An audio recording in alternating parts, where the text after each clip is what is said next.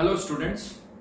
तो last class में हमने depression in freezing point discuss कर लिया था, एलिवेशन इन बॉइलिंग पॉइंट भी, और कुछ क्वेश्चंस भी। एक क्वेश्चन पर्टिकुलरली हमने किया था जिसमें हमने डिस्कस किया था कि कोई भी जो सॉल्वेंट है वो 100% ना तो वेपराइज होगा ना 100% फ्रीज होगा, क्योंकि जैसे जैसे वो वेपराइज होगा और जैसे जैसे वो फ्रीज होगा उसका बॉइलिंग पॉइंट बढ़ता जाएगा या फ्रीजिंग पॉइंट जो है वो कम होता जाएगा।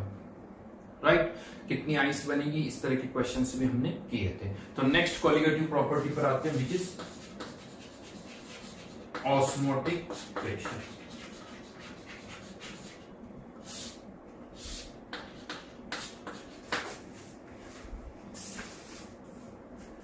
ऑस्मोटिक प्रेशर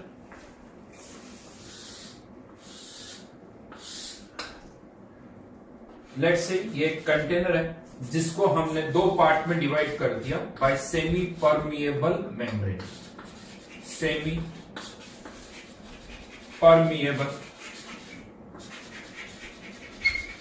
मेम्ब्रेन क्या होती है? सेमी परमिएबल मेम्ब्रेन, जैसे आप कह सकते हो ह्यूमन स्किन जो होती है हमारी, वो भी एक तरह की सेमी परमिएबल मेम्ब्रेन है, राइट, जिसके थ्रू कुछ मॉलिक्यूल्स पास हो सकते हैं, कुछ नहीं हो सकते। स्वेटिंग होती है, वो H2O मॉलिक्यूल्स बाहर आते हैं। तो ये सेमी परमिएबल मेम्ब्रेन है। हमारी ह्यूमन स्किन जो होती है, एनिमल की जो स्किन होती है, वो आप कह सकते हो एक तरह से एसपीएम की तरह होती है। अगेन क्वेश्चन ये आता है कि एसपीएम के थ्रू कौन पास हो सकता है, कौन नहीं हो सकता। तो एक कॉमन जो थॉट हम यूज करते हैं कि हाँ, एसपीएम में भी कुछ पोर्स होंगे, जिन मॉलिक्यूल की साइज उन पोर्ट साइज से कम होगी वो इसके थ्रू पास हो जाएंगे, जिनकी साइज से बड़ी होगी वो इसके थ्रू पास नहीं हो पाएंगे। और ये जो कॉन्सेप्ट है ये मोस्टली सही भी है, यूज भी कर सकते हो आप। हाँ, बट ऐसे भी कुछ केसेस हैं जहां पर हम देखते हैं कि एक बड़ी साइज का मॉलिक्यूल पास हो जाता है लेकिन उससे छोटी साइज का जो मॉलिक्यूल होता है वो पास नहीं हो पाता है।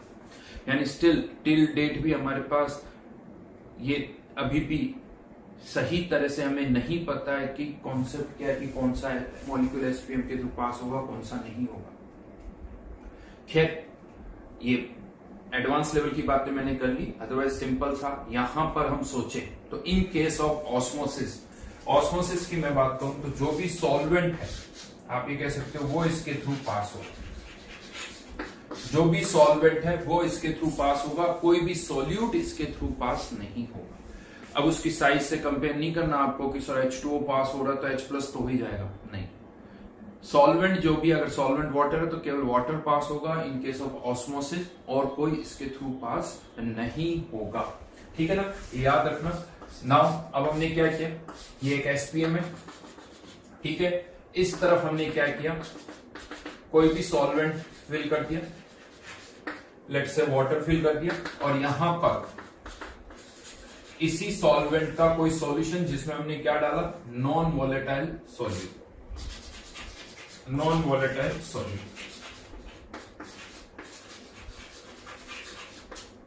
और अब यहां पर जो भी चेंजेस हो रहे हैं उसे हम ऑब्जर्व कर रहे हैं कि क्या चेंजेस यहां पर हो रहे हैं।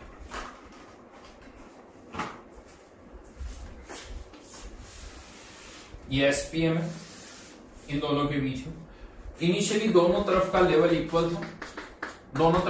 इक्वल था, लेकिन हम क्या देखते हैं, धीरे धीरे ये लेवल कम होता है और ये लेवल बढ़ता है। ये लेवल कम होता है और ये लेवल बढ़ता है। मतलब क्या हुआ इसका? मतलब ये हुआ कि सॉल्वेंट मॉलिक्यूल सॉल्वेंट साइड से किस तरफ मूव कर रहे हैं, सॉल्यूशन साइड की ओर। सॉल्वेंट मॉलिक्यूल सॉल्वेंट साइड से किसकी तरफ मूव कर रहे हैं, सॉल्यूशन की ओर, क्योंकि तभी ये लेवल कम होगा और ये लेवल बढ़ेगा। और ये अपने आप हो रहा है, हम कुछ नहीं कर रहे हैं, हम तो केवल ऑब्जर्व कर रहे हैं। इस तरफ सॉल्वेंट बढ़ गया, इस तरफ सॉल्यूशन बढ़ गया, और अब हम देख रहे हैं कि इधर का लेवल कम हो रहा है, इधर का लेवल बढ़ रहा है। That process is called osmosis. इस प्रोसेस को हम कहते हैं ऑस्मोसिस, यानी spontaneous flow of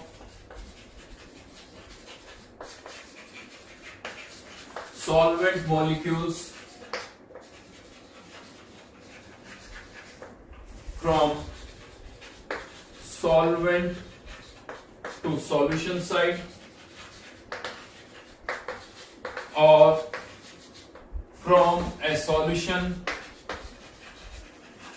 at lower concentration to a higher concentration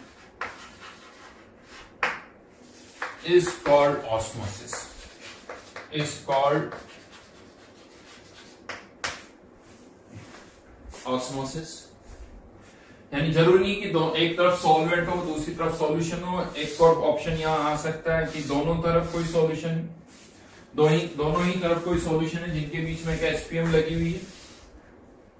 हाँ, लेकिन इसकी कॉन्सेंट्रेशन ज्यादा, इसकी कॉन्सेंट्रेशन कम है, C2 is greater than C1, तो लोअर से हायर कॉन्सेंट्रेशन की ओर मूवमेंट होगा, यानी इस तरफ का लेवल बढ़ेगा, इस तरफ का लेवल जो है वो कम होगा। इसको हम कहते हैं ऑस्मोसिस, राइट। ह्यूमन बॉडी में जो सेल्स होते हैं ना, हमारी बॉडी के अंदर जो सेल्स होते हैं उसमें भी ऐसा ही होता है। सेल्स के अंदर भी एक सॉल्यूशन होता है, बाहर भी होता है, डिपेंडिंग अपॉन किसकी कंसंट्रेशन ज्यादा है। सेल्स जो है ऐसा हो सकता है कि बाहर से सॉल्वेंट अंदर की तरफ मूव करे या अंदर से बाहर की तरफ मूव कर सकता है। तो ह्यूमन बॉडी में जो सेल्स होते हैं उनकी जो बाउंड्री होती है वो भी एसपीएम की तरह ही होती है। इवन समटाइम्स हम इस तरह के एग्जांपल्स भी यूज करते हैं कि किसी लेट से मैंगो जो है, अगर आप एक मैंगो को पानी में रख देते हो तो वो मैंगो जो है वो स्वेल कर जाता है, लेकिन उसी मैंगो को अगर आप NaCl के कॉन्सेंट्रेटेड सॉल्यूशन में डाल दो तो मैंगो जो है वो श्रिंक कर जाता है, क्योंकि उस केस में मैंगो के अंदर का जो पानी है वो बाहर निकल जाता है, क्योंकि बाहर जो है कॉन्सेंट्रेटेड सॉल्यूशन होता है। तो मैंगो जो है, मैंगो के अंदर जो वाटर होता है वो बाहर की तरफ मूव कर जाता है। तो इस तरह के कुछ, यानी एक तरफ से दूसरी तरफ सॉल्वेंट मूव करता है। कहां मूव करेगा? डेफिनेटली जहां कॉन्सेंट्रेशन ज्यादा होगी वहां मूव करता है। तो ये तो बात हुई ऑस्मोसिस क्या होता है, वो मैंने आपको बताया। What is osmosis, right. Spontaneous flow, अपने आप हो रहा है, हम कुछ नहीं कर रहे ना। अब हम आते हैं ऑस्मोटिक प्रेशर पर। What is osmotic pressure?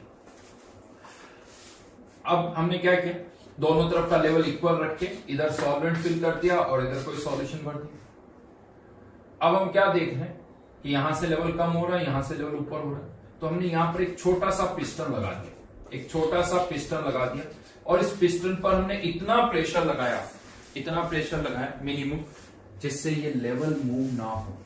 Minimum pressure लगाया जिससे ये लेवल मूव ना हो।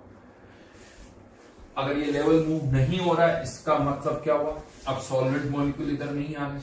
अब सॉल्वेंट मॉलिक्यूल इधर नहीं आ रहे, इसका मतलब कोई ऑस्मोसिस नहीं हो रहा है। तो ऑस्मोसिस को रोकने के लिए जो मिनिमम प्रेशर यहां लगाना पड़ता है, ऑस्मोसिस को रोकने के लिए जो मिनिमम प्रेशर यहां लगाना पड़ता है, that minimum pressure is called osmotic pressure.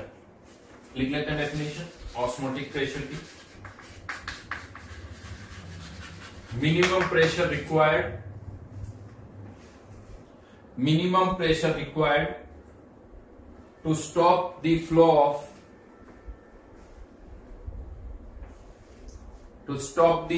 of solvent molecules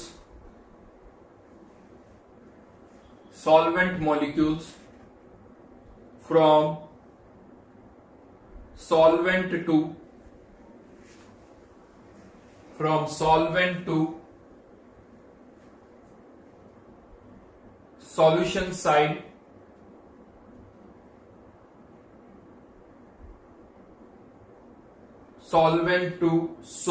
side is called osmotic pressure.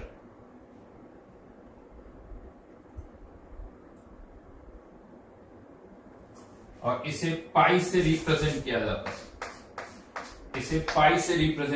है, यस। ऑस्मोटिक प्रेशर के केस में एक तरफ सॉल्वेंट होना चाहिए, दूसरी तरफ उसी का सॉल्यूशन होना चाहिए। अब जो प्रेशर हम यहां लगा रहे हैं उसे हम कहते हैं ऑस्मोटिक प्रेशर। दोनों तरफ सॉल्यूशन नहीं होना चाहिए, एक तरफ सॉल्वेंट और दूसरी तरफ सॉल्यूशन, तो ये इस सॉल्यूशन का ऑस्मोटिक प्रेशर हो जाएगा, जो भी प्रेशर आप यहां पर लगा रहे हो। तो एक्सपेरिमेंटली इसको मेजर करने का तरीका अलग है, कैसे है वो भी मैं आपको बताऊंगा। इस तरह से नहीं किया जाता एक्सपेरिमेंटली, उसका तरीका भी हम डिस्कस करेंगे। हाँ, लेकिन यहाँ पर एक क्वेश्चन और आता है, क्या होगा अगर इससे ज्यादा प्रेशर लगा दिया तो? कम लगाएंगे तो डेफिनेटली अभी भी सॉल्वेंट इधर जाएगा, ज्यादा लगाएंगे तो क्या होगा? ज्यादा लगाने पर प्रोसेस रिवर्स हो जाता है, यानी सॉल्वेंट मॉलिक्यूल सॉल्यूशन की तरफ से किस तरफ मूव करने लगते हैं? सॉल्वेंट की तरफ, यानी reverse osmosis. Yes, reverse osmosis, जिसे शॉर्ट में आप क्या बोल सकते हो, आरओ। नाम सुना हुआ लग रहा है ना। यस, आरओ हम घरों में यूज करते हैं वाटर को प्यूरिफाई करने के लिए। देखिए, वाटर प्यूरिफाई करने के दो तरीके हैं। एक तरीका है कि वाटर में से इंप्यूरिटीज को बाहर निकाल दो, जो कि नॉर्मल प्यूरिफायर करते हैं, एक्वागार्ड और जो हम वर्ड्स यूज करते हैं, नॉर्मल प्यूरिफायर जिसमें वाटर में से इंप्यूरिटीज को बाहर निकाला जाता है। और दूसरा तरीका है इम्प्योर वाटर में से वाटर को बाहर निकाल लो। वाटर को बाहर निकाल लो, ये इम्प्योर वाटर है, ये सॉल्यूशन है, यहां पर ऑस्मोटिक प्रेशर से ज्यादा प्रेशर लगाओ ताकि वाटर यहां से यहां मूव कर सके। दैट इज रिवर्स ऑस्मोसिस, इसीलिए इसका नाम क्या है, आरओ। हाँ, लेकिन इसके लिए प्रेशर अच्छा खासा लगाना पड़ता है, अच्छा खासा प्रेशर लगाना पड़ता है, राइट। और दूसरा ये भी है कि ऐसा नहीं कि जितना भी वाटर है सारा इधर आ जाएगा, जितना भी वाटर है सारा इधर आ जाएगा, ऐसा नहीं है। अगर आप नॉर्मली देखोगे, ठीक है, वो मेजर तो शायद नहीं कर पाते, लेकिन 70% वाटर वेस्ट होता है आरओ में। आप 30% वाटर ही हम यूज कर पाते हैं, 70% वेस्टेज जाता है। वो क्या होता है, छोटा सा पाइप होता है जिसे डायरेक्ट सिंक में लगा दिया जाता है, पता ही नहीं चलता कि कितना वाटर वेस्ट हुआ है, बट 70% वाटर जो है आरओ में वेस्ट होता है, राइट। तो जैसे एक स्टूडेंट है मेरा, बहुत टाइम हो गया, ITBHU में, रोहित, उन्होंने इसी पर काफी अच्छा कुछ रिसर्च किया है। और रिसेंटली 1-1.5 साल पहले मैंने सुना भी था कि उनको उत्तर प्रदेश गवर्नमेंट से और सेंट्रल गवर्नमेंट से अच्छा खासा फंडिंग भी मिली है, गवर्नमेंट सपोर्टेड जो प्रोजेक्ट्स होते हैं उसके थ्रू, क्योंकि उनका जो प्रोजेक्ट था वो बेसिकली यही था, रिवर्स ऑस्मोसिस। बट उनका ये कहना है कि उनका जो प्रोजेक्ट है उसमें नियरली 70% वाटर जो है वो यूज हो जाता है, यानी 30% ही वेस्टेज होता है, 70% वाटर जो है वो यूज होता है, राइट। तो मिल जाएगा, मतलब नाम मुझे नहीं याद आ रहा उसका, प्यूरिफायर का नाम क्या था अभी, एक्वाइयो करके था, आई थिंक एक्वाइयो करके प्यूरिफायर था, ठीक है। तो ये तो बात हुई ऑस्मोटिक प्रेशर। आरओ क्या होता है वो मैंने आपको बता दिया। अब क्वेश्चन ये आता है कि ये ऑस्मोटिक प्रेशर हम मेजर कैसे करें। एक तो ये तरीका दिख ही रहा है, बट एक्सपेरिमेंटली ऐसे मेजर नहीं किया जाता है। तो हेडिंग डालिए, experimental determination of osmotic pressure.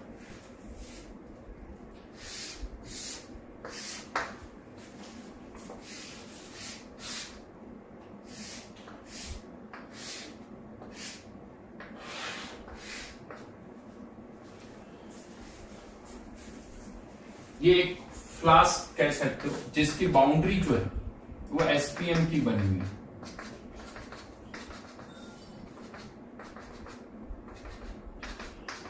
Boundary जो है एसपीएम की बनी हुई है, ठीक है। और इसमें हमने कोई सॉल्यूशन डाल दिया, इसमें हमने कोई सॉल्यूशन डाल दिया और बाहर जो है वो सॉल्वेंट, बाहर जो है वो सॉल्वेंट है। अगेन यहां पर इनिशियली अंदर और बाहर का लेवल सेम था। हम क्या देखते हैं, बाहर से वाटर अंदर आता है, ये लेवल बढ़ने लगता है। लेकिन अगर यहां पर हम एक छोटा सा पिस्टन लगा दें और उस पर ऑस्मोटिक प्रेशर के बराबर प्रेशर लगा देंगे तो कोई ऑस्मोसिस नहीं होगा। हाँ, लेकिन ऐसा कोई पिस्टन हमने यहां नहीं लगाया तो क्या होगा, ये लेवल बढ़ने लगेगा, ये लेवल बढ़ने लगेगा। लेकिन हम क्या देखते हैं, एक पर्टिकुलर हाइट पे जाके ये लेवल जो है वो रुक जाता है। इसके बाद कोई चेंज नहीं होता, यानी फर्दर कोई राइज नहीं होता है। क्यों ऐसा हो रहा है? इसलिए हो रहा है क्योंकि अब ये जो वाटर कॉलम है या जो भी सॉल्यूशन है वो यहां पर, जिसकी हाइट है h, वो यहां पर ऑस्मोटिक प्रेशर के बराबर प्रेशर एक्सर्ट कर रहा है। ऑस्मोटिक प्रेशर के बराबर प्रेशर एक्सर्ट कर रहा है, इसलिए फर्दर कोई राइज नहीं हो रहा है। यानी ये सॉल्यूशन जो है वो यहां पर ऑस्मोटिक प्रेशर के बराबर प्रेशर लगा रहा है। तो ऑस्मोटिक प्रेशर को हम पाई से रिप्रेजेंट कर रहे हैं। किसी भी लिक्विड कॉलम जिसकी हाइट अगर h है तो उसके कारण प्रेशर कितना लगता है, उसके बॉटम पर h रो g, जहां पर रो इस सॉल्यूशन की डेंसिटी है, h इसकी हाइट, g आपको पता ही है क्या है। तो यहां से आपको एक्सपेरिमेंटली कुछ नहीं करना है, ये हाइट फाइंड आउट करनी है। एक्सपेरिमेंटली ये हाइट फाइंड आउट करनी है, वो पुट कर दो, सॉल्यूशन की डेंसिटी पता होनी चाहिए, g पता होना चाहिए, यहां से ऑस्मोटिक प्रेशर आ जाएगा। That's it. हाँ वैसे या तो इस तरह से h रो g पुट करके ऑस्मोटिक प्रेशर निकालो, लेकिन यहां पर सब कुछ ऐसा यूनिट में पुट करना होगा। हाइट ऐसा यूनिट में यानी मीटर में, किलोग्राम पर मीटर क्यूब में, जी जो है पता ही आपको ग्राम सॉरी जी की मीटर पर सेकंड स्क्वायर में।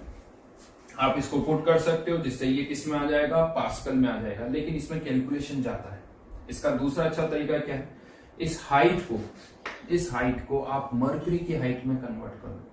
मर्करी की डेंसिटी हमें ऑलरेडी पता है 13.6 ग्राम पर एमएल, ये पता है। तो यहां पर आप H1 row 1 equal to H2 रो 2, ये मर्करी ध्यान रखना, Hg लिख देता हूं यहां पर। तो इससे क्या होगा, ये जो हाइट है ये डायरेक्ट mm ऑफ Hg में कन्वर्ट हो जाएगी, mm ऑफ Hg में कन्वर्ट हो जाएगी, 760 से डिवाइड कर लो तो एटमॉस्फेयर में आ जाएगा। नहीं तो यहाँ पहले पास्कल में निकालो, फिर पास्कल को या तो फिर कन्वर्ट करोगे तो उसमें ज्यादा कैलकुलेशन होती है। ये ज्यादा अच्छा तरीका है, इस हाइट को mm ऑफ Hg में कन्वर्ट कर दो, जिससे आपको mm ऑफ Hg का प्रेशर आ जाएगा और इससे हम एटमॉस्फेयर में कन्वर्ट कर सकते हैं। अच्छा, इस पर्टिकुलर फ्लास्क जो मैंने यहाँ पर लिया ना, ये जो फ्लास्क है जिसकी बाउंड्री हम कह रहे हैं एसपीएम की बनी हुई है, इस पर्टिकुलर शेप का क्यों है? ये जो पार्ट है ना, ये इसका डायमीटर ज्यादा नहीं होता, कम ही होता है। इसका डायमीटर जो है वो कम ही होता है, बट ये पर्टिकुलर इस शेप का क्यों है उसका लॉजिक मैं बताता हूं। तो पहले तो चलो ये बताओ, डायमीटर इसका कम क्यों है, उससे क्या फायदा होगा इसका डायमीटर कम होने से? ये डायमीटर कम होता है, ये बड़ा पार्ट होता है।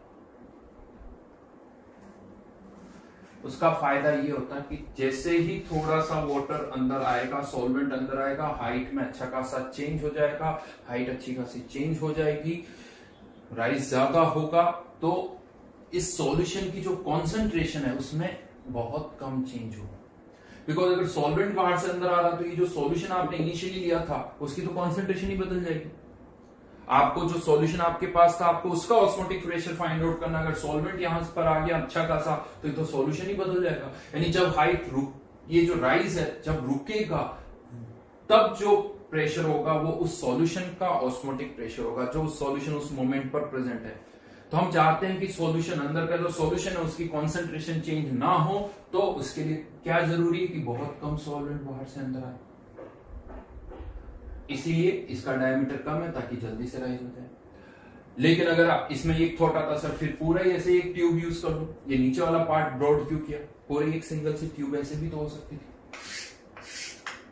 तो अगर आप इस तरह की ट्यूब लोगे तो फिर इस ट्यूब में सॉल्यूशन की क्वांटिटी भी बहुत कम होगी, तो फिर थोड़ा सा सॉल्वेंट भी आएगा तो कॉन्सेंट्रेशन को अच्छी खासी चेंज कर देगा। तो नीचे वाला पार्ट जब हमने बढ़ा लिया तो अंदर सॉल्यूशन की क्वांटिटी ज्यादा है, अब थोड़ा सा सॉल्वेंट अंदर आएगा तो अंदर के सॉल्यूशन की कॉन्सेंट्रेशन में कोई चेंज नहीं होगा। यानी ज्यादा एक्यूरेसी के लिए इसका डायमीटर कम होना चाहिए और ये वाला पार्ट जो है वो बड़ा होना चाहिए। ठीक है, फिर भी थोड़ी बहुत एरर अभी भी रहेगी, वही मेनिस्कस बनती है, लोअर मेनिस्कस, अपर मेनिस्कस, वो छोटे मोटे इश्यूज अभी भी रहते हैं, एक्सपेरिमेंटल प्रॉब्लम्स रहती है। ठीक है, तो ये हुआ experimentally osmotic pressure find out कर सकते हैं। देन थियोरेटिकली भी हम ऑस्मोटिक प्रेशर फाइंड आउट कर सकते हैं बाय वन थॉप ने इसके लिए इक्वेशन डिराइव की, ऑब्जर्वेशन पर बेस्ड है। ये जो ऑस्मोटिक प्रेशर होता है ये कॉन्सेंट्रेशन के डायरेक्टली प्रोपोर्शनल होता है और टेम्परेचर के भी डायरेक्टली प्रोपोर्शनल होता है। टेम्परेचर डबल करने पर डबल हो जाता है, कॉन्सेंट्रेशन डबल करने पर डबल हो जाता है। तो pi is proportional to Ct और एक प्रोपोर्शनलिटी कांस्टेंट CST। S एक प्रोपोर्शनलिटी कांस्टेंट है, लेकिन इंटरेस्टिंग फैक्ट यह है कि इस S की यूनिट और R की यूनिट तो सेम है, बिकॉज ये pressure PV equals to RT में भी देखें, P इक्वल्स टू NY/RT, ये कॉन्सेंट्रेशन इसकी और इसकी यूनिट तो सेम, S और R की यूनिट तो सेम है ही, वैल्यूज भी सेम आती है। ये R की या ये S की वैल्यू एक्सपेरिमेंटली निकालते हैं, और ये वैल्यूज भी सेम आती है, ये एस की वैल्यू भी 0.0821 एटमॉस्फेयर लीटर पर मिनट। चाहो तो 8.314 भी पुट कर सकते हो, ऐसा नहीं, जूल एटमॉस्फेयर लीटर पर मोल पर केल्विन, जूल पर केल्विन पर मोल। यानी वैल्यूज वाइज कोई डिफरेंस नहीं है, प्रोपोर्शनलिटी कांस्टेंट की यहाँ और यहाँ वैल्यू सेम आती है। ठीक है, तो हमारे पास अब दो इक्वेशन हो गई, एक थ्योरेटिकल इक्वेशन, एक experimentally, pi equals to H rho G, pi equals to C S T. Concentration दे रखी तो यहाँ से ऑस्मोटिक प्रेशर निकाल सकते हो, हाइट दे रखी तो आप यहाँ से निकाल सकते हो। बहुत स्ट्रेट फॉरवर्ड क्वेश्चंस आते हैं, कहीं कोई प्रॉब्लम नहीं है, वैल्यूज पुट करो, आंसर अपने आप आ जाए।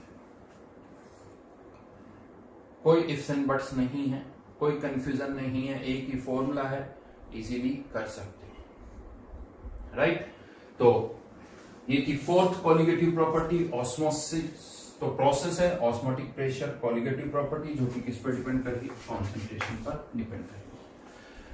ठीक है, अब इन सभी कॉलिगेटिव प्रॉपर्टीज में एक चेंज हम डिस्कस कर रहे हैं।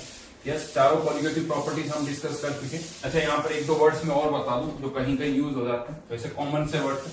अगर दो सॉल्यूशन ऐसे जिनका ऑस्मोटिक प्रेशर सेम है, ऑस्मोटिक प्रेशर सेम है, तो इन्हें हम बोलते हैं आइसोटोनिक सॉल्यूशन।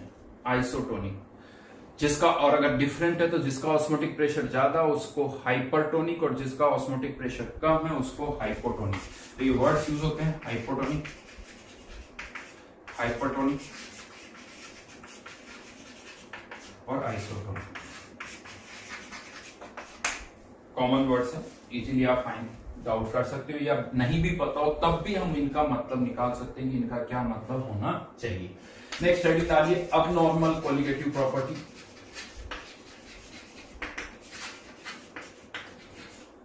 अब नॉर्मल कॉलिगेटिव प्रॉपर्टी,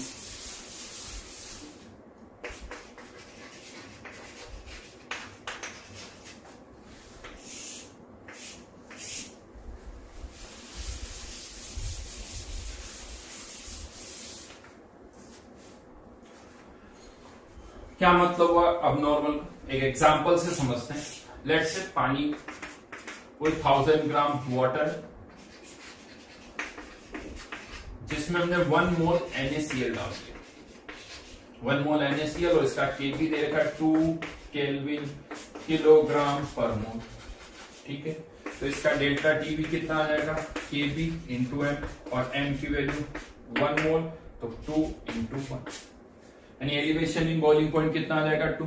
लेकिन जब हम एक्सपेरिमेंटली इसका elevation in boiling point check करते हैं, एक्सपेरिमेंटली फाइंड आउट किया जाता है कि बॉइलिंग पॉइंट कितना बढ़ गया, तो 2 नहीं 4 आता है। एलिवेशन इन बॉइलिंग पॉइंट 4, क्यों, ऐसा क्यों, जबकि हमारा आंसर तो 2 आ रहा है। एक्सपेरिमेंटली हम चेक करते हैं तो ये 4 आता है। क्यों हुआ ऐसा? एक्चुअली जो आपने ये 1 मोल NaCl डाला ना, ये पानी में डिसॉल्व होते टूट गया आयंस में, Na+ और Cl आयन में।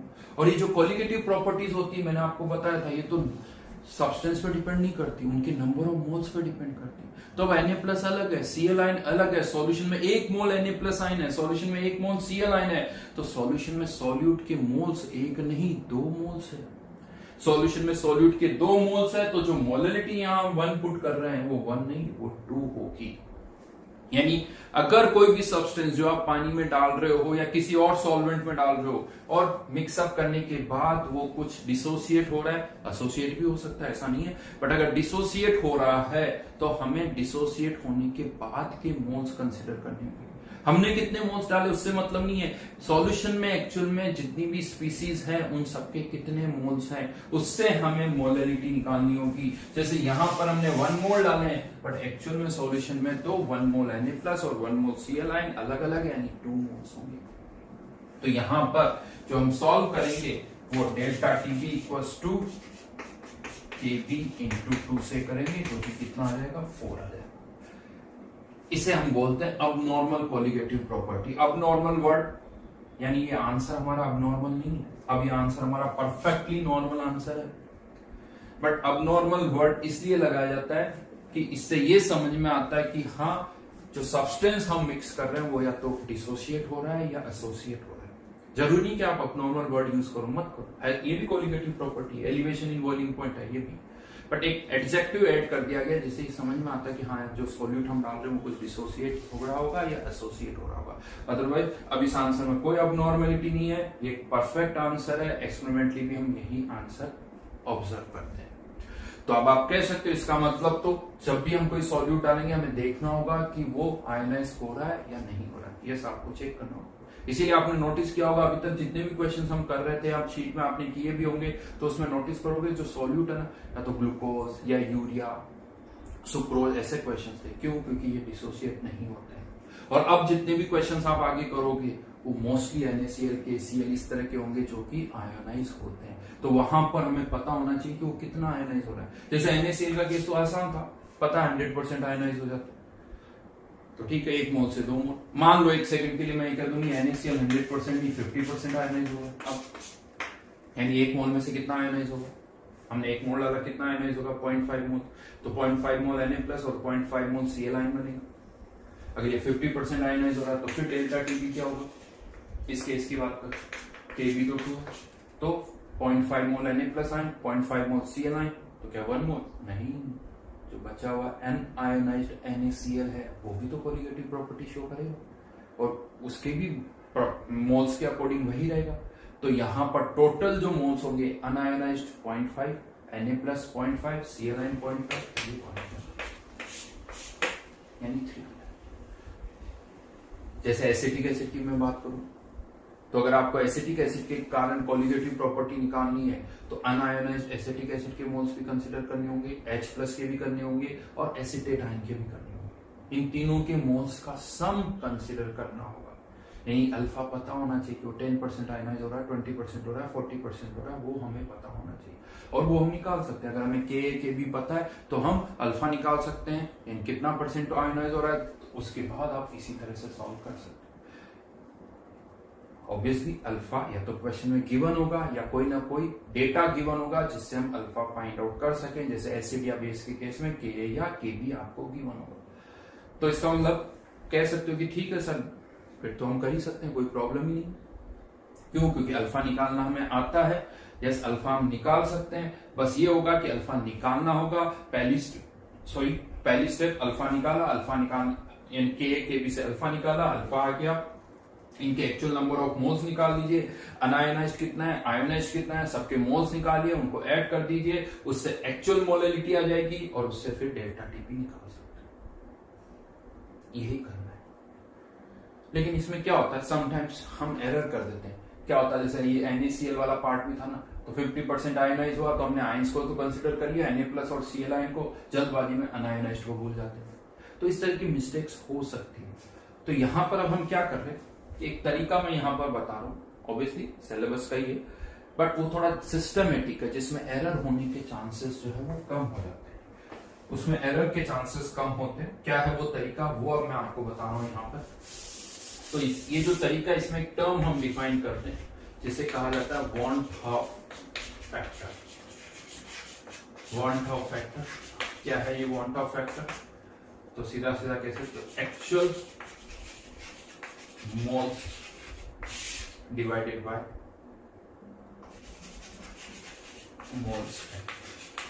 यानी वांट ऑफ फैक्टर क्या है, रेशियो है एक्चुअल मोल्स और मोल्स एडेड का। जैसे NaCl के केस में अभी एग्जांपल हमने लिया, हमने 1 मोल डाले थे तो यहां तो 1 मोल पुट कर देंगे, बट एक्चुअल में मोल्स 2 हो गए तो यहां 2, तो वांट ऑफ फैक्टर 2/1, यानी वांट ऑफ फैक्टर कितना हो गया 2। अगर ये MgCl2 होता, MgCl2 हमने उसके 1 मोल डाले, एक्चुअल मोल्स कितने हो जाएंगे, मैग्नीशियम का 1, क्लोरीन के 2, तो 3/1। यानी बेसिकली ये वांट ऑफ फैक्टर आपको रेशियो बता रहा है कि हाँ actual moles upon moles added का रेशियो क्या है।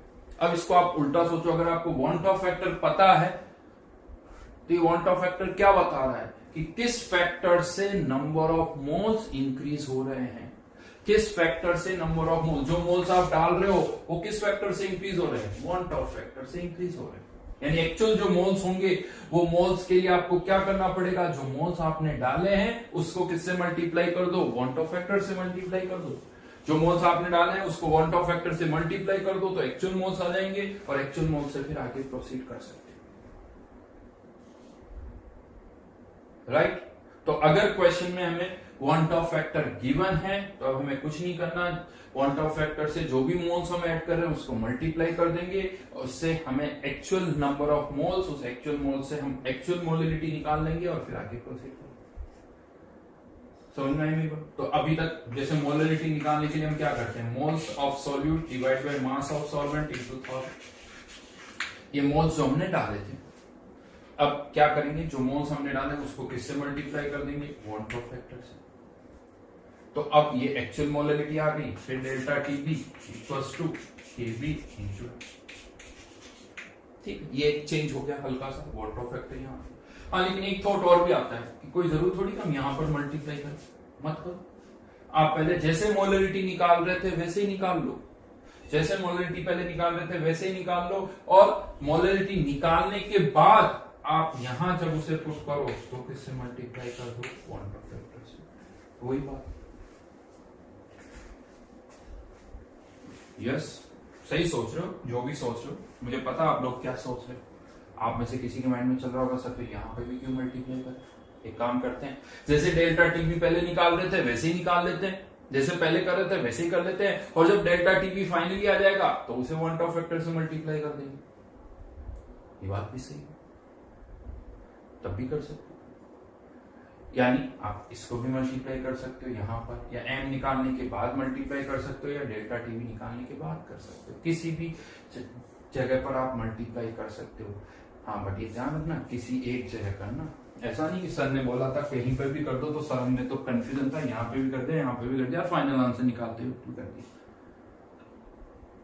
तो आई थिंक इतने क्लियर, मुझे पता है ऐसी गलती बिल्कुल आप नहीं करने वाले हो डेफिनेटली। लेकिन हाँ, इसमें भी मैं बता दूं, हम सब कुछ पहले ही फिक्स कर लेते हैं, एग्जाम में कोई दो थॉट ही नहीं कि ये करना है ये करना है। यहां पर हम क्या करेंगे वो भी मैं बता देता हूं। तो यहां पर हम मोलिलिटी तो अभी भी वैसे ही निकालेंगे जैसे निकाल रहे थे, यहां मोलिलिटी पुट करके इसको भी से मल्टीप्लाई करेंगे क्वांट ऑफ फैक्टर। क्यों ऐसा, क्योंकि बहुत बार ऐसा भी हो सकता है क्वेश्चन में आपको डायरेक्ट मोलिलिटी दे रखी हो, और मैं आपको बहुत क्लियरली बता दूं, जो मोलिलिटी हम निकालते हैं या मोलरिटी भी जो हम निकालते हैं नॉर्मली, वो किसी को आयोनाइज्ड कंसीडर करते हुए नहीं निकालते हैं। जैसे इसका एग्जांपल मैं देता हूं आपको, 0.1 m एसिटिक एसिड, क्या मतलब हुआ इसका, ये आपने मोलरिटी जो निकाली, पता कैसे निकाली, 1 लीटर पानी में आपने 0.1 मोल्स डाले एसिटिक एसिड के, तो इसीलिए आपने कह दी मोलरिटी 0.1 है। बट क्या लगता है राइट नाउ 1 लीटर में 0.1 मोल अनआयोनाइज्ड एसिटिक एसिड होगा क्या, नहीं होगा। इसमें से हम कहते हैं कि कुछ आयोनाइज्ड होगा, लिखते हैं भी 0.1 माइनस x और x है, तो एक्चुअल में सॉल्यूशन में इसके 0.1 मोल्स तो नहीं होंगे। बट ये मोलरिटी हमने कैसे निकाली, मोलरिटी कैसे निकाली, ये सोचते हो कि अभी हाँ आयोनाइजेशन नहीं हुआ है, हाँ हमें पता है कि इसमें से ये कुछ आयोनाइज्ड होगा। तो नॉर्मली जो मोलरिटी में दे रखी होती है ना, जैसे इवन 1 m NaCl यही दे रखा होता है, इसका मतलब हमने 1 मोल NaCl डाला है। पानी में NaCl तो है ही नहीं, है तो 100% आयनाइज हो गया, Na प्लस अलग है, Cl आयन अलग है, लेकिन कौन अलग अलग लिखे, एक साथ हम लिख देते हैं। तो इसलिए यहां पर भी मोलरिटी तो जैसे निकाल रहे हो वैसे ही निकालो, फिर उसको किससे मल्टीप्लाई कर दो, क्वांट ऑफ फैक्टर से, फिर उसको आप क्वांट ऑफ फैक्टर से मल्टीप्लाई कर सकते हो। तो यहां पर जैसे जो फॉर्मूले हमारे थे, delta TB equals to KB into M into 1 of factor into 1 of factor, pi equals to CST into 1 of factor,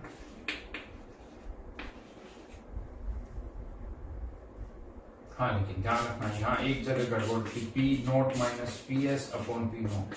यहाँ पर पहले रिलेटिव लॉगरिथम निकाल के 1 ऑफ फैक्टर से मल्टीप्लाई नहीं कर सकते हो, क्योंकि यहाँ पर ये 1 ऑफ फैक्टर 2 जगह आता है।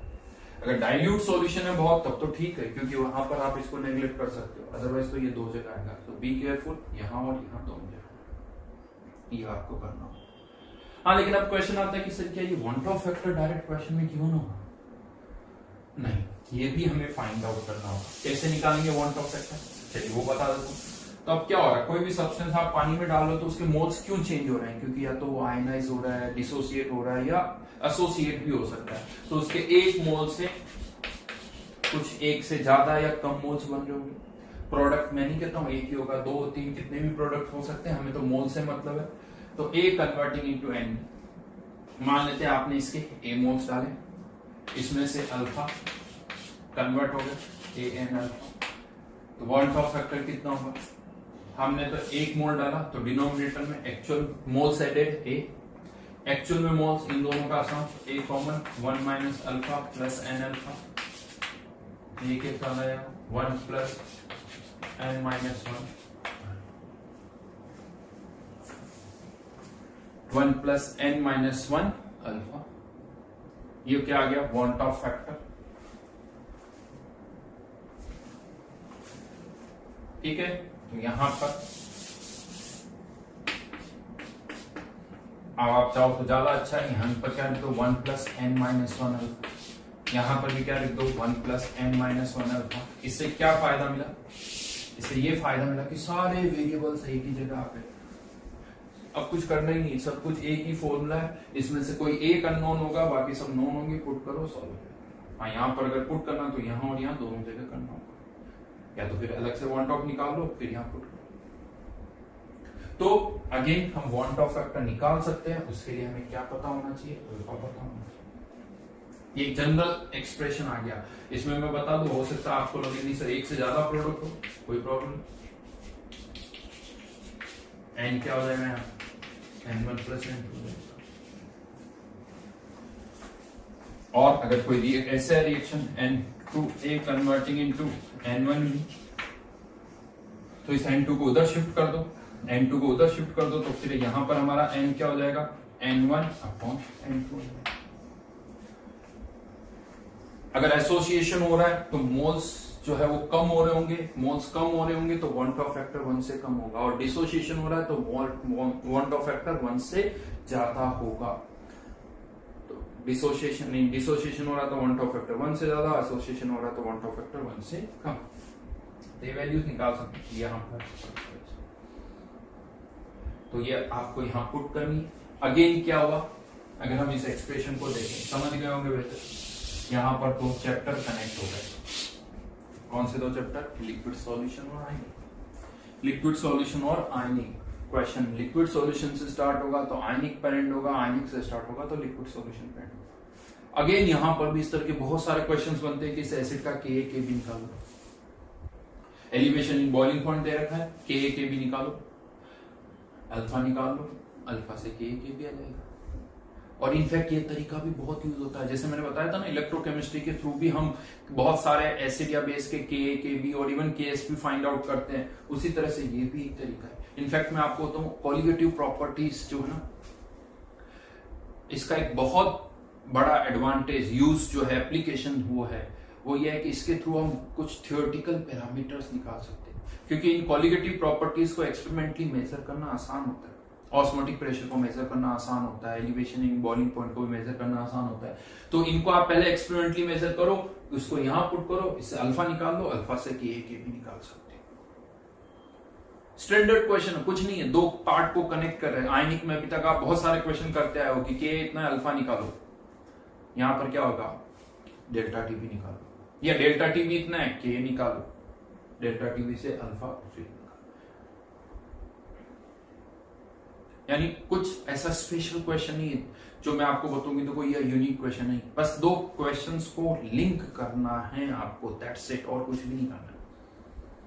और दो स्टेप में करना, कभी भी एक स्टेप में नहीं करना। यहां से अल्फा, अल्फा से के भी, और के भी दे रखा तो पहले अल्फा निकालो, अल्फा जब आ जाए आयनिक पार्ट खत्म, उसको यहां पुट करो, डेल्टा टीबी, ऑस्मोटिक प्रेशर जो भी चाहिए वो निकाल सकते हैं,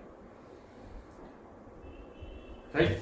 तो आई थिंक, और इसमें भी मैं बता दूं ये तो कैसे ले ही है, इसके अलावा एक से ज्यादा सोल्यूट भी हो सकते हैं, एक से ज्यादा सोल्यूट है कोई प्रॉब्लम नहीं, ये एस तो कॉमन आ जाएगा, लेकिन हर एक का अपना वॉन्ट ऑफ फैक्टर होगा। तो want of factor C1, want of factor 1, C2, want of factor 2, ये क्या बेसिकली टोटल मोलरिटी और कुछ नहीं, टोटल मोलरिटी वो ही हमें यहां पर फाइंड आउट करनी है, ठीक है। तो इवन कह सकते हो, इवन रिवीजन है एक तरह से ये, इसके थ्रू आप आयनिक को कुछ हद तक अच्छा खासा रिवाइज कर सकते हो। वो इवन क्वेश्चन पीएच के भी आ जाते हैं, या पीएच गिवन भी होती है, क्योंकि पीएच पता है, कॉन्सेंट्रेशन पता है, अल्फा आ जाएगा, अल्फा से डेल्टा टी भी आ जाएगा, या डेल्टा टी भी पता है, अल्फा आ जाएगा, अल्फा से हम पीएच भी फाइंड आउट कर सकते हैं। तो इस तरह के भी बहुत सारे क्वेश्चंस होते हैं, यानी आयनिक लिक्विड सॉल्यूशन। इनफैक्ट मैंने पहले भी आपसे कहा, आयनिक की शीट में आयनिक के क्वेश्चन बहुत कम है। ऐसा लगता है कि जेई में कम आते, नहीं आते हैं क्वेश्चन, लेकिन वो कभी आयनिक प्लस इलेक्ट्रो, आयनिक प्लस लिक्विड सॉल्यूशन, इवन आयनिक को थर्मोडायनेमिक्स से भी रिलेट किया जा सकता है, तो ये पॉसिबल। अब इस चैप्टर में मैं आपको बता दूं, अगर आप अभी तक का डिस्कशन देखें तो पहला जो पार्ट था हमारा solution of liquid in liquid, वो पूरा राउट्स लॉ था। कैसे सॉल्यूशन वेपराइज होता है तो बॉइलिंग पॉइंट चेंज होता है, वो हमने डिस्कस किया।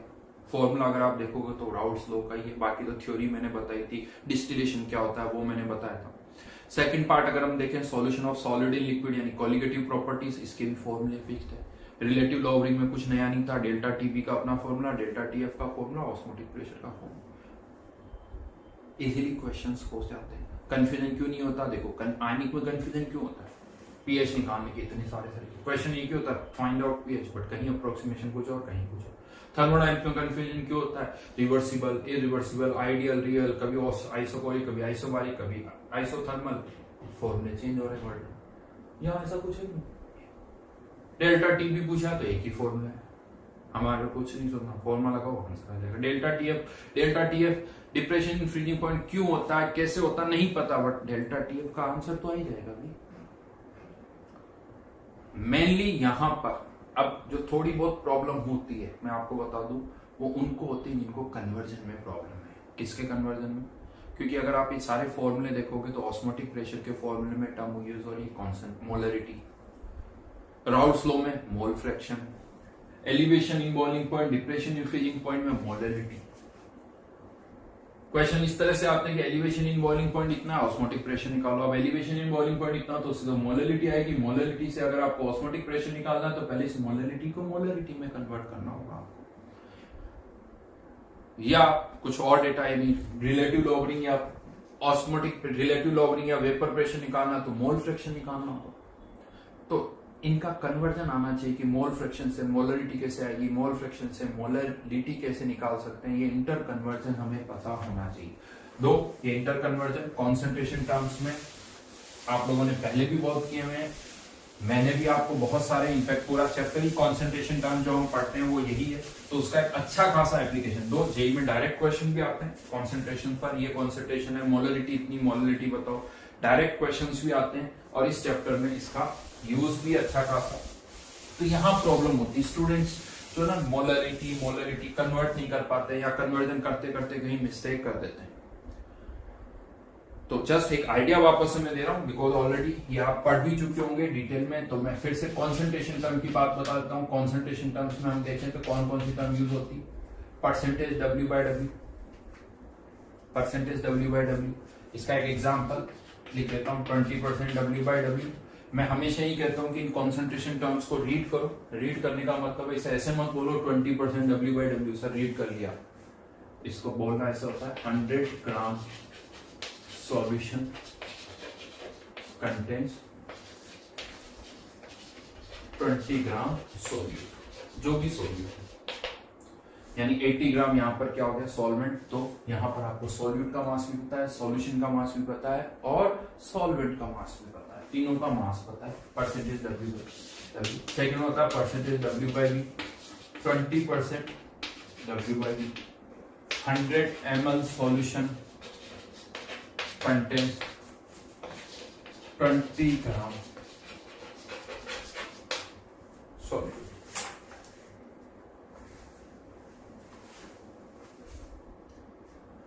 यहां पर ग्राम, यहां पर ml।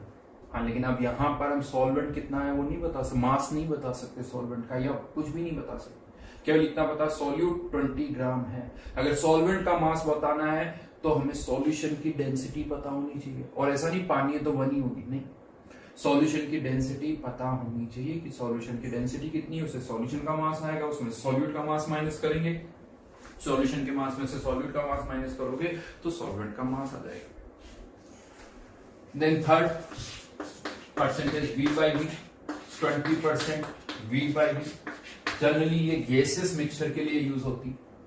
100 ml सॉल्यूशन, या जैसे एयर वाला केस लेता हूं, एयर भी एक सॉल्यूशन, कंटेन्स 20 ml, आप सबको नियरली पता है ऑक्सीजन, 20 ml ऑक्सीजन, 100 ml में 20 ml तो 80 ml कह सकते हो। नाइट्रोजन अगर हम मान रहे हैं एयर में ऑक्सीजन और नाइट्रोजन ही है और कोई नहीं है, तो ये 100 ml एयर में 20 ml, तो बाकी की 80 ml क्या हो जाएगी, नाइट्रोजन हो जाएगी। ये तीन बेसिक टर्म्स है, percentage W by W, percentage W by V और परसेंटेज V by V। लेकिन आई थिंक आप सबको पता है इसके अलावा और भी बहुत सारी टर्म्स हम यूज करते हैं। ग्राम पर लीटर,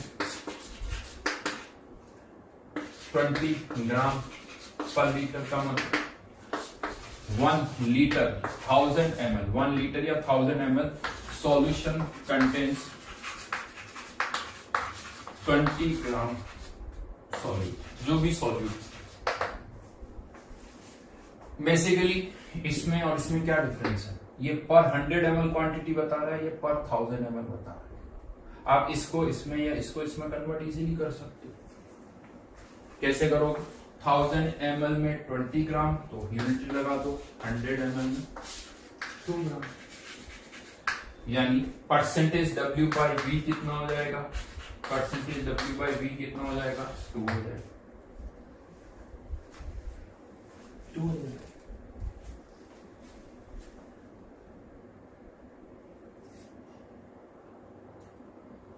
समझ में बात?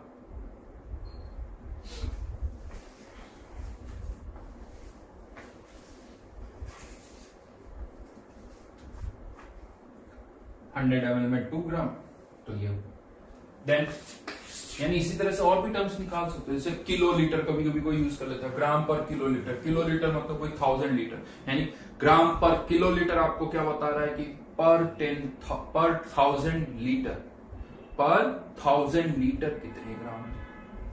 इस तरह की टर्म्स कुछ नई इन्वेंट की जा सकती है। किलो का मतलब वही 1000 होता है, तो वो कहीं पे भी यूज किया जा सकता है। जैसे इसी में आता है पार्ट्स पर million, let's say 200 ppm। Air के अंदर आपने नोटिस किया होगा बहुत बार एयर का जो पॉल्यूशन होता है पीपीएम में बताते हैं, पानी की जो हार्डनेस होती है वो भी पीपीएम में ही बताई जाती है। तो इसका क्या मतलब है, पीपीएम पार्ट्स पर मिलियन, 10⁶ ग्राम सॉल्यूशन कंटेन्स 200 ग्राम सॉल्यूशन। वैसे यहां पर मैं आपको बता दूं, ग्राम भी यूज किया जाता है और एमएल भी यूज किया जाता है। पार्ट्स है पर ग्राम भी हो सकता है, पार्ट्स पर एमएल भी हो सकता है। वो जनरली एयर है तो एयर में के केस में एमएल यूज हो जाता है, पानी के केस में ग्राम यूज हो जाता है। तो क्वेश्चन देख के अपने आप समझ में आ जाएगा कि आपको क्या यूज करना चाहिए, ठीक है। तो ये दोनों तरह से यूज होता है। 10⁶ ग्राम सॉल्यूशन कंटेन्स 200 ग्राम। अब ये भी एक तरह से क्या हो गया, ग्राम और ग्राम, मतलब परसेंटेज W/W। ये पर 100 ग्राम अमाउंट बता रहा है, ये पर 10⁶ ग्राम बता रहा है। आप इसी तरह से पार्ट्स पर बिलियन डिफाइन कर सकते हो। जैसे बिलियन की बात करेंगे 10⁶ की जगह 10⁹ आ जाएगा। ट्रिलियन की बात करोगे तो 10⁶ की जगह 10⁴ क्यों ये डिफाइन कर रहे हैं, इसका डिफाइन करने का कारण क्या है उसका बताता हूँ। 10⁶ ग्राम में 200 ग्राम, तो अगर मैं कहूँ 100 ग्राम में कितना होगा, 100 ग्राम में तो 200 अपॉन 10⁶ इंटू 100, तो ये वैल्यू कितनी आती है 4, तो 0.02। एक्चुअली क्या होता है, जब सॉल्यूट की क्वांटिटी बहुत कम है तो 100 ग्राम में केवल कितने ग्राम है, 0.02 ग्राम। अब क्या होता है 0.02 पॉइंट्स में बोलने में थोड़ा इसकी प्रॉब्लम होती है, यानी और बोलते बोलते पता नहीं 0.02 बोला या वापस पूछते सर वापस होता तो 0.02 या 0.2, कंफ्यूजन हो जाता है। लिखते लिखते कभी एक जीरो गायब भी हो जाता है, और बोलने में पॉइंट बोलने में थोड़ी सी मुझे लगता है ना, आप देखना स्ट्रेन आता है, स्ट्रेन पॉइंट बोल। तो कन्वीनियंट क्या है 200 ppm, आसान सा लगता है। अब आप 200 ppm बोल रहे हो, 1.02% W/W, तो वो थोड़ा कन्वीनियंट है। जहां सॉल्यूट की अमाउंट कम है आप ppm यूज करो, जहां ठीक ठाक है आप ये यूज करो, क्योंकि इवन जहां ज्यादा अमाउंट है, अब आप ये बोलो 20,000 ppm तो भी थोड़ा अजीब सा है, तो वहां पर फिर आप ये यूज कर सकते हो। और सॉल्यूट कम है, पार्ट्स पर मिलियन की जगह पार्ट्स पर बिलियन यूज करो, और कम है तो पार्ट्स पर ट्रिलियन यूज कर सकते हो। ये सब आप ऑलरेडी पढ़ चुके हो, मैं केवल रिवीजन करवा रहा हूँ और कुछ भी नहीं है। यहाँ पर मोलरिटी जैसे हम कैपिटल एन से पुट करते हैं, 2m मतलब 1 लीटर सॉल्यूशन कंटेंट्स। अब यहाँ पर डायरेक्ट मोल्स की टर्म में अमाउंट डिफाइन कर दी, 2 मोल सॉल्यूट। और अगर हमें सॉल्यूट पता कौन सा है, सॉल्यूट अगर हमें पता, लेट से मैं यहां पर लिख देता हूं 2m NaOH, तो यहां पर कितने ग्राम हो जाएगा, 80 ग्राम, हमें मास पता। तो ये भी कौन सा रिलेशन हो गया, मास और ये वॉल्यूम, यानी एक तरह से ये W/V, ये मास बाय वॉल्यूम है। एक सब्सटेंस का मास पता है, दूसरे का वॉल्यूम पता है, तो इसे ऐसा बोला। देखो मैं बता दूं, ये मास बाय मास रिलेशन, दोनों मास है, ये मास बाय वॉल्यूम, ये वॉल्यूम बाय वॉल्यूम। यह वापस मास बाय वॉल्यूम, ये मास बाय मास, या फिर volume by volume, depending upon कि गैसेस मिक्सचर है क्या है, और ये मास बाय वॉल्यूम। आप इससे चाहो तो ग्राम पर लीटर निकाल सकते हो, क्योंकि 1 लीटर में 80 ग्राम NaOH है, तो ग्राम पर लीटर में कितना हो जाएगा, 80 ग्राम पर लीटर। और अब इसको आप परसेंटेज W/V में कन्वर्ट करना चाहते हो, 1 लीटर में 80 ग्राम, 100 ml में 8 ग्राम।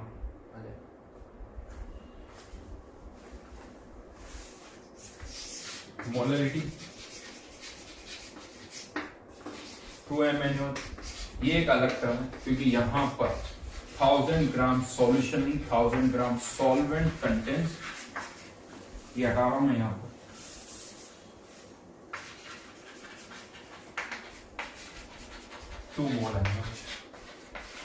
यहां पर ये सॉल्वेंट का मास है, सॉल्यूशन का नहीं। अगर मुझे यहाँ पर सॉल्यूशन का मास निकाल सकता हूँ, इसका 80 ग्राम, 1000 ग्राम, 1080 ग्राम सॉल्यूशन। अगर 1080 ग्राम सॉल्यूशन है तो इसके 2 मोल्स होंगे। जल्दबाजी में क्या गड़बड़ होती है, जैसे होता है ना सब जगह, हाँ कि 1 लीटर है 2 मोल्स, तो 2 लीटर है 4 मोल्स, तो ऐसा लगता है कि NaOH के 2 मोल चाहिए तो 1 किलोग्राम सॉल्यूशन यूज करो। नहीं, 1 किलोग्राम सॉल्यूशन यूज करने पर इसके 2 मोल नहीं होंगे। सॉल्वेंट 1 किलोग्राम होना चाहिए, सॉल्यूशन तो 1080 ग्राम होना चाहिए। अगर आपको 4 मोल्स चाहिए तो 1080 इंटू 2 यानी 2160 ग्राम सॉल्यूशन यूज करना पड़ेगा, तब जाके इसके 4 मोल्स आएंगे। तो ये बी केयरफुल। ये कौन सा रिलेशन हुआ, अगर देखा जाए तो ये भी मास है, ये भी मास है, तो ये मास बाय मास रिलेशन हुआ, क्योंकि इससे हम सॉल्यूशन का मास निकाल सकते हैं। यानी इससे आप W/W डेंसिटी की जरूरत नहीं है, बिना डेंसिटी के आप इसको कन्वर्ट कर सकते हैं। And last one more, mole fraction.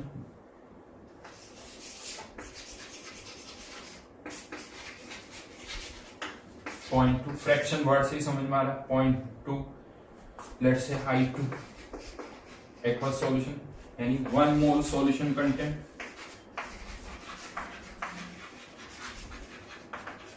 .2 मोल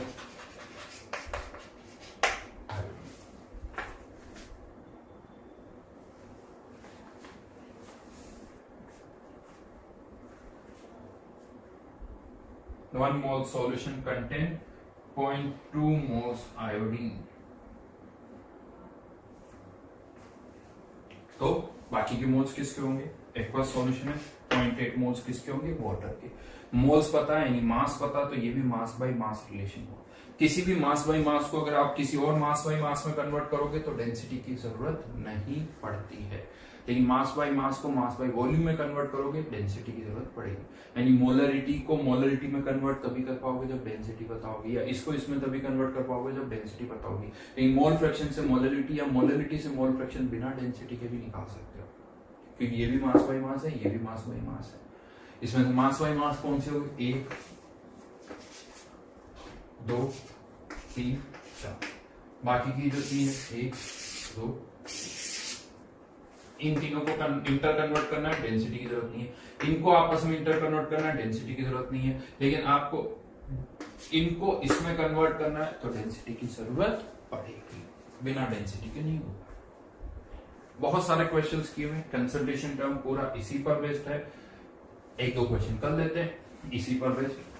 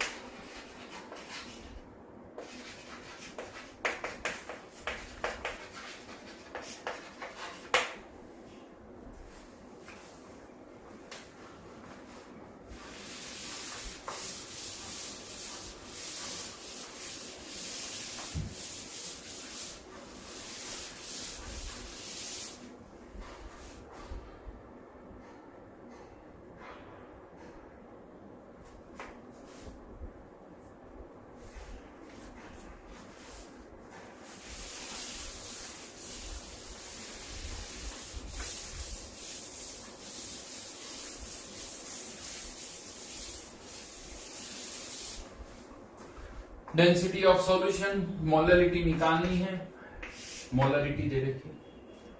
चलिए एक मैं बता देता हूं, मैंने हमेशा कहा है इसको पहले रीड करो, अगर इसको सॉल्व करना है तो मोलरिटी जो भी डेटा आपको दे रखा है पहले उसकी लैंग्वेज लिखो, यानी पहली लाइन ये होनी चाहिए 1000 ml सॉल्यूशन कंटेंस, ये आपके क्वेश्चन की पहली लाइन, सॉल्यूशन की पहली लाइन होनी चाहिए 2 मोल NaOH। और अब यहां पर इससे आप क्या क्या पहले निकाल सकते हो वो पहले निकालो, फिर आंसर पर आओ। पहले ही मैं सोचो मोलरिटी कैसे आएगी, पहले देखो इससे और क्या पता चल जाएगा। सॉल्यूशन की डेंसिटी पता है 1500 ग्राम 1.5, इसके 2 मोल यानी 80 ग्राम। इससे आप और क्या निकाल सकते हो, मास ऑफ सॉल्वेंट, इससे हम और क्या निकाल सकते हैं, मास ऑफ सॉल्वेंट, वो कितना हो गया 1420। पहले ये सारे डेटा जितने आप निकाल सकते हो निकालो। अब आप आसानी से इवन मोलरिटी क्या बाकी कुछ भी पैरामीटर निकाल सकते हो। मोलरिटी के लिए क्या करना होगा, ये अगर आपने निकाल दिया मोलरिटी 2 मोल्स 1420 इंटू 1000 ग्राम सॉल्वेंट में कितना होगा, तो यूनिट लगा दी, इतने ग्राम में 2 मोल्स, तो 1 में 2/1420 तो 1000 ग्राम में ये मोलरिटी आ गई। इवन अगर आपको पीपीएम निकालना है तो भी निकाल सकते हो, लेकिन पीपीएम में सॉल्वेंट का मास नहीं, किसका मास है, सॉल्यूशन। तो 1500 ग्राम में 80 ग्राम 80 ग्राम 80/1500 इंटू 10%। परसेंटेज W/W निकालना है 80 डिवाइड बाय 1500 इंटू 100, कुछ भी निकाल सकते हो। इन सबसे पहला काम, कुछ भी इंफॉर्मेशन दे रखी है, डेंसिटी दे रखी है, तो ये सारे पैरामीटर आप हमेशा निकाल सकते हो, ये सारे पैरामीटर्स आप हमेशा फाइंड आउट कर सकते हो और सॉल्व किया जाता है। हाँ लेकिन एक पॉइंट मैं बता दूं, शीट में ऐसे भी क्वेश्चंस हैं जहां पर मोलरिटी दे रखी है, मोलरिटी चाहिए लेकिन डेंसिटी नहीं पता, तो मैं आपको बता दूं अगर सॉल्यूशन बहुत डाइल्यूट है तो for very dilute aqueous solution या for dilute aqueous solution, dilute aqueous solution small M को हम क्या ले सकते हैं, तो अगर डेंसिटी नहीं गिवन है, if density is not given,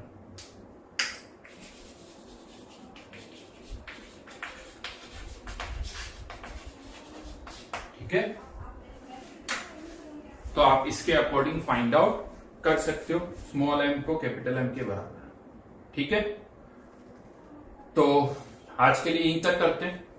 अब नॉर्मल कॉलिगेटिव प्रॉपर्टीज ये भी मैंने आपको बता दिया, ठीक है। तो चलिए इससे आगे नेक्स्ट क्लास में करेंगे। Thank you.